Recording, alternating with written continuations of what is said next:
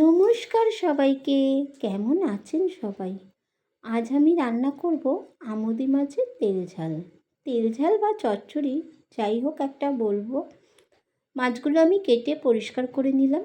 আমি কিন্তু ছোট মাছের মাথাগুলো কেটে বাদ দিয়ে দিই, কারণ ছোট মাছের মাথায় কিন্তু বালি বা কাঁকড় থাকে।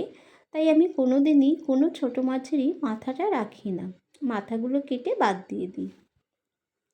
মাছগুলো আমি ভালো করে নুন হলুদ মাখিয়ে লাল লাল করে ভেজে নেব। কড়াইয়ে দিয়ে দিয়েছি সর্ষের তেল। হ্যাঁ, এই রান্নাটা আমি সর্ষের তেলেই করেছি, আপনারা চাইলে সাদা তেলেও করতে পারেন। মাছগুলো বেশ লাল লাল করে ভেজে নেব। এই মাছ ভাজা দিয়ে কিন্তু শুধু ভাতও খেতে ভালো লাগে, মানে কোনো তরকারি না করে শুধু এই মাছ ভাজা দিয়েও ভাত খেতে ভালো লাগে। তেলে দিয়ে দেবো এবার কালো জিরে আর কাঁচা লঙ্কা ফোড়ন। তারপর দিয়ে দেব কিছুটা আলুগুলো আমি আলু ভাজার মতো করে কেটেছি, কারণ মাছের চচ্চড়িতে এইভাবে আলুটা কাটলে দেখতেও সুন্দর লাগে আর খেতেও ভালো লাগে।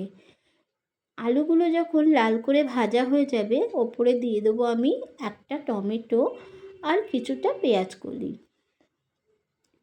আমি পেঁয়াজ কলি দিয়েছি বলে তাই আলাদা করে পেঁয়াজ দিইনি, আপনারা চাইলে এতে পেঁয়াজও দিতে পারেন। তারপর আর কি, রোজকার মশলা পরিমাণ মতো নুন হলুদ জিরের গুঁড়ো, একটু মিষ্টি আর রঙের জন্য একটু মানে লাল লঙ্কার গুঁড়ো। কাঁচা লঙ্কা দিয়েছি বলে আমি আর ওই শুকনো লঙ্কার গুঁড়োটা দিলাম না। সব মশলাগুলো সাঁতলে নিয়ে এর উপর দিয়ে দেবো মাছ আর পরিমাণ মতো জল, আর নামানোর সময় অবশ্যই ধনেপাতা। শীতের দিনে ধনেপাতার কথা আলাদা করে কিছু বলার নেই, যাতে দেবো তাতেই খেতে ভালো লাগবে। তাই নামানোর সময় ধনেপাতা দিয়ে নামিয়ে নেব। মশলাটা সাঁতলানো হয়ে গেলে এর ওপরেই আমি মাছগুলো দিয়ে একটু নাড়াচাড়া করে পরিমাণ মতো জল দিয়ে দেবো। মাছটা খুব মাখো মাখো হবে বলে জলটা কিন্তু আমি বেশি দেব না একদম। আপনাদের আমার আজকের রান্নাটা কেমন লাগলো জানাবেন।